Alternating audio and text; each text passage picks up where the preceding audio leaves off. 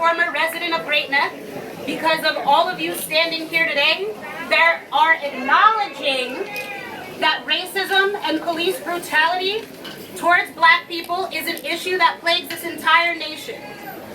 Okay? I'm a proud product of the Great Neck Public Schools, and I'm a proud teacher.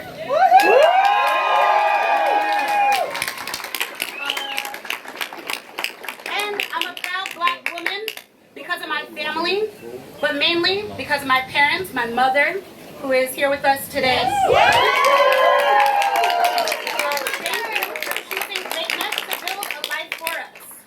My grandfather was a two-time veteran of the Air Force and Army, and he was not able to buy a home specifically built for veterans in places on Long Island like Levittown. Because of racism, redlining, and laws that prevented black people from owning homes in certain suburbs. This was in the 70s. That's not a long time ago. Okay? My family are my greatest inspiration because of their love and strength. And I'm going to talk about allyship. That's the point of what I'm about to say. That's right, my sister. That's right. While Great Neck is definitely not devoid of racism and discrimination, Great Neck has not failed us. The fact that this march was organized by these amazing young people who are also products of the school system it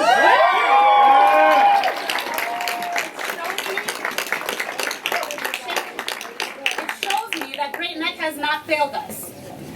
Our Great Neck families, our town, and our schools have not failed us. But there is much work to do. In times when I struggled to shed light on issues of race in the past while working in the Great Neck Public Schools, many of my former classmates from Great Neck stood by me. But there was something that always bothered me. A former teacher who was somewhat supportive told me that the fact that white and Jewish people who stood by me seemed disingenuous, as if almost to say, why are they fighting when this is a black and white issue? And she told me it was wrong. But it turns out that that was a lie. It's my belief that my voice was only heard because of the white and Jewish allies that stood with me. All right. Yeah. We have to keep that energy and that solidarity going as we fight. Right now, our constitutional rights are being stripped, and the police officers, there are police officers committing war crimes against the very people they are paid to protect and serve. Here on Long Island, there are examples of Nassau County Police attempting to stifle our voices. They are attempting to scare protesters and incite unrest and violence at peaceful demonstrations. Some quote-unquote bad cops are doing it out of the hatred and racism in their hearts, while some quote-unquote good cops are just simply following orders. And I know that we can all think of horrid examples of officers reverting to that very rhetoric, and it must end. There is a history of people being oppressed and discriminated against due to their religion, ethnicity, and race in this very town and in our country, and we must all come together to fight and eradicate that hate. This is all of our fight.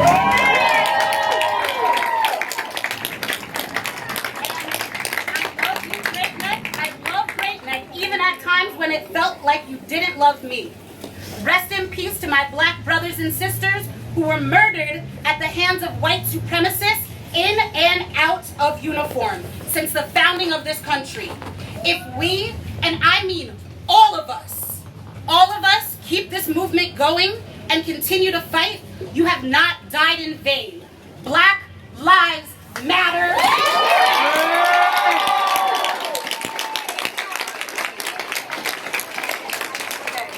Hi guys, so I just want to say a huge thank you to everybody for coming, because honestly this just started in a group chat that I made with like 6 people to see if they were interested in just like making signs and then staying around town to protest or something like that, because just as a young person, personally, I knew that my parents just wouldn't let me go to a bigger march in the city, so I wanted to just do that same thing here.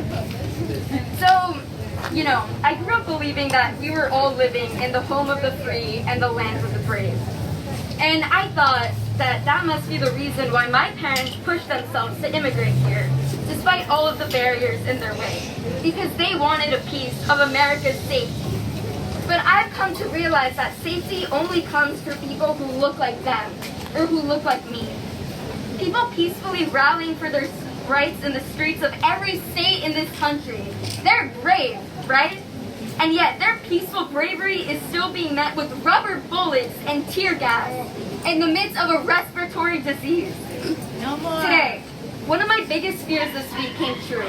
Habeas corpus, the constitutional right that protects all citizens from unlawful and prolonged arrest, has been suspended in our city, an epicenter of the land of the free. I know it's not what you want to hear from a young girl, but honestly, I'm ashamed. I think that we should all be ashamed of the world that we live in. But honestly, I'm ashamed. And I think that we should all be a bit ashamed of the world that we live in. A community that gives automated messages about staying together and fighting oppression in a fanatical not in my town stance, while refusing to acknowledge the injustices within our own town. Because believe it or not, parents living in our community threaten kids with guns, the kids organizing this, and tried to frame them for preparing to throw stones, even equated us to a terrorist group, when we just want to demand peace that we should have already.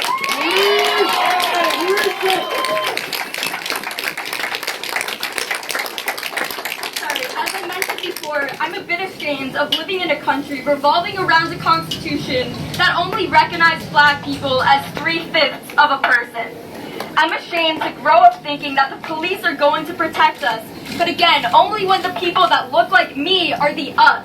And I'm ashamed to see these sworn protectors creating war crimes, as you mentioned, shooting medics, shooting peaceful protesters, and our innocent brothers and sisters when I'm safe at home, nestled under the cover of my skin. Please! We should all be ashamed to live in this country where freedom for all only equates to freedom for some. Yep. But mostly, after living with a lifetime of the shame, I'm angry. Because in my history classes, it seems as if nothing has changed. We fight and we fight, but the police have not stopped killing and killing. David McAfee was murdered several days after George Floyd. The Philadelphia Police Department brutally held a man down who was begging for his life, but they told him, no, you can't breathe, that doesn't work here. After all of these years, the police force established to capture runaway slaves are still designed to target vulnerable Black, Brown, and LGBT+ communities. Resident of a systemic problem, they're forced to arrest innocent people just to fulfill quotas so that the government will get rich off of the prison system. The same system that forces people to work for 76 cents a day. History is repeating itself once again. Slavery has not ended, but like the new Jim Crow, it is metamorphosized. If we want change, we have to take action. Posting black squares on social media is one thing, but signing petitions and making your voice heard is another. We have to take action. We have to take action today so that another innocent Black person walking, jogging, using their phone, sleeping, wearing a hoodie, or doing something that I do on a regular basis is not murder. We have to rise up and fight for change until our children no longer grow up ashamed. Thank you. I'm from Garden City. I'm one of the only Asian families in Garden City. And I know that Great Neck has a huge Asian population, so if anyone here is Asian, can y'all like scream out a little bit? Yeah! Right, because we gotta acknowledge the anti-blackness in our communities. I grew up wishing I was white.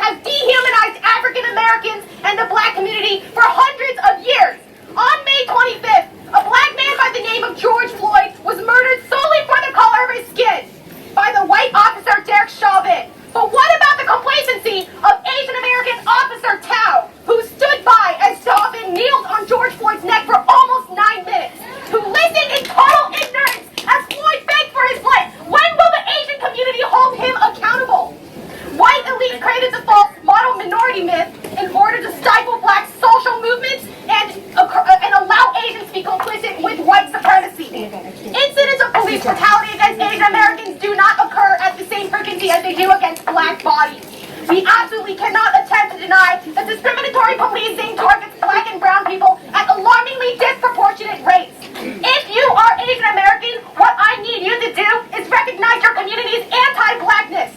Yes, we are oppressed. Yes, we face struggles. But if you feel that your struggles are unheard, then maybe you're not listening hard enough.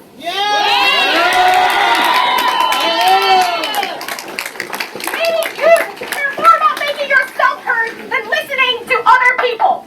Find your privilege, acknowledge it, and stand in solidarity with our black brothers and sisters and friends. Your silence is deafening.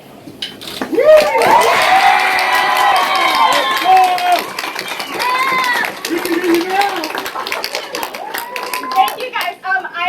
I've seen a lot of anti-blackness in the Asian community. I know for a fact that I grew up around Asian people who fail to acknowledge hatred against, and especially colors, and that is so prevalent in our community. And it means a lot that I see so many Asian faces in this crowd today standing up for black rights and Black Lives Matter. Because no, we cannot say all lives matter until Black Lives Matter. And until then,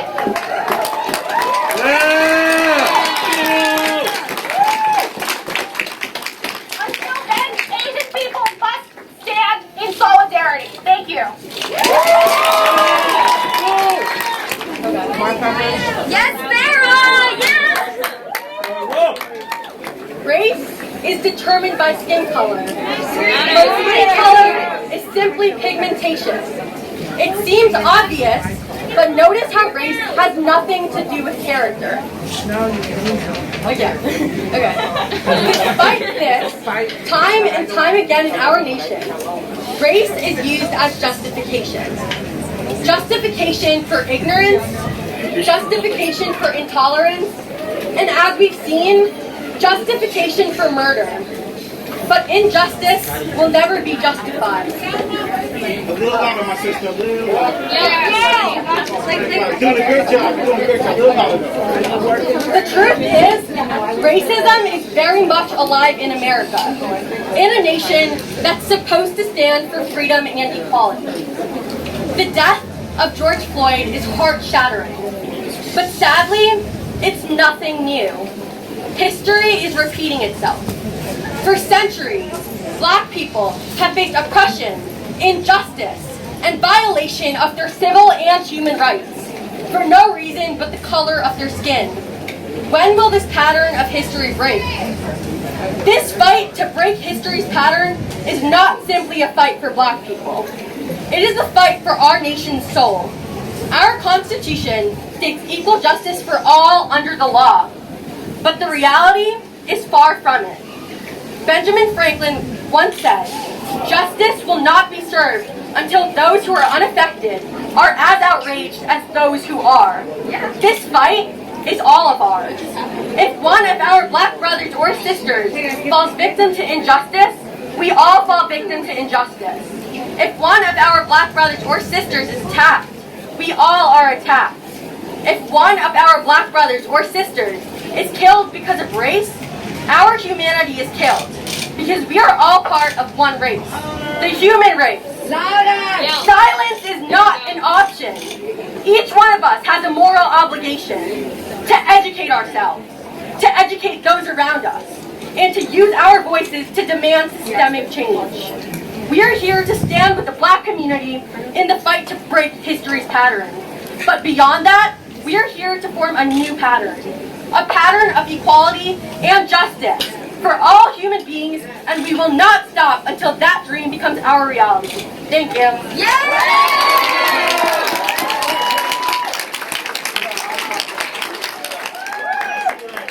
Okay. I know some of you are wondering why I'm here. I mean, look at me.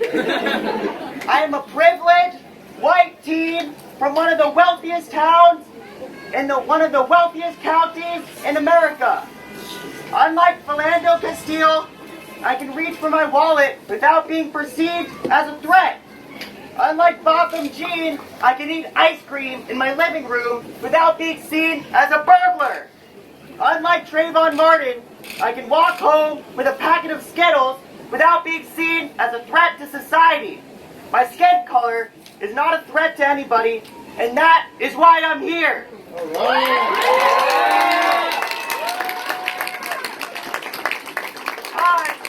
For 400 years, black people have not been able to fully take part in American society, from slavery to Jim Crow to the school-to-prison pipeline. We not only live in one of the wealthiest places in the country, but in one of the most segregated counties, in one of the most segregated states in this entire nation. And that is not okay. As Americans, as Long Islanders, as decent human beings, we cannot let that slide. Yeah. We live in a place in which the Nassau County Police Department pulls over people of color, searches them, and arrests them at higher rates than their white counterparts, while the judge hands people of color longer sentences. We can't let that slide. This occupying police force received $819 million in 2020, while the Office of Housing and Community Development had revenues of $600,000 and expenses of $1.4 million. We can't let that slide. Can everybody hear me? Good job. Over the last few days, we have seen countless government officials call for justice and say they believe Black Lives Matter. So act like it. We are all calling on you to put your money where your mouth is and defund the police. Send that money to programs that actually improve the lives of Nassau County's populations of color. Yes. Stop allowing 75% minority school districts to receive $23 billion less than 75% white school districts. Yeah. America was built on the promise that when a government oppresses its people, those people can alter or abolish it, from the Declaration of Independence. So here we are, pushing to build a society where the government treats people like people, where the beliefs of the government reflect the beliefs of the people, that Black Lives Matter. My name is Ben, but real quick, can we have another big round of applause for Lizzie for organizing all of this?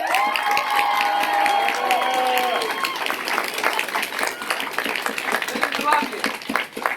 All right. I'm going to keep this as short as I possibly can because we have a march to do, right? Yeah! We march for human rights.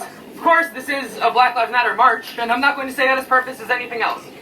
But when we march for the freedoms of one minority, we march for every single person who is underrepresented or discriminated against, whether due to their race, gender, sexuality, or any other characteristic.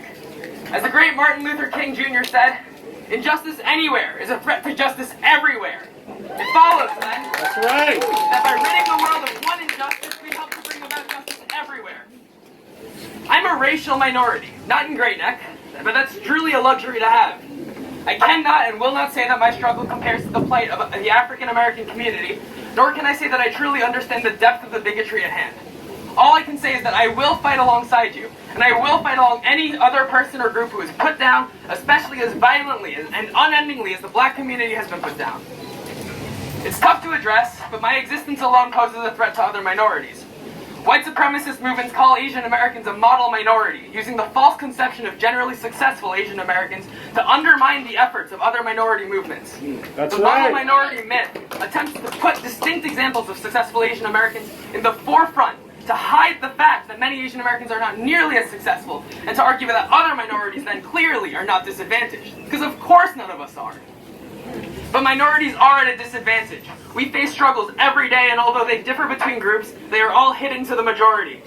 And so this is our fight. We fight for human rights, for the right to be heard, for the right to simply live, to not cower in fear from those who hold power over us. We fight for our right to justice, that those who should wrong us will be dealt with properly, without bias, without exception. We as minorities have been held accountable for actions we have not even taken. It is their turn to be held accountable for what they have done to us. We march for justice. We march for our rights, and we march for freedom. Yeah. So now we're gonna start the timer for 8 minutes and 46 seconds of silence, and thank you.